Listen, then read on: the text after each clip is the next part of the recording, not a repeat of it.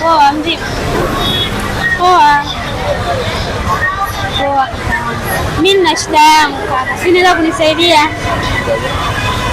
Yaani mwenzako hapa nilipo, na ukwa tunaniwasha. Natamani kanipigia taka 5 tu zinanitosha. Sasa hivi ndio. Yaani nipunguze tu uzito unaokuwa nao. Maana hapa nilipo na mwenyewe najisikia tabu.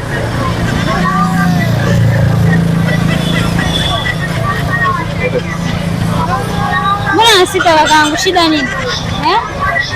Sasa hivi yani tujuane hadi moja kwa moja bwana. Wewe utajuana huko, usijali kuhusu kujuana. Hata wengi kwenye mahusiano hawajaanza kujuana.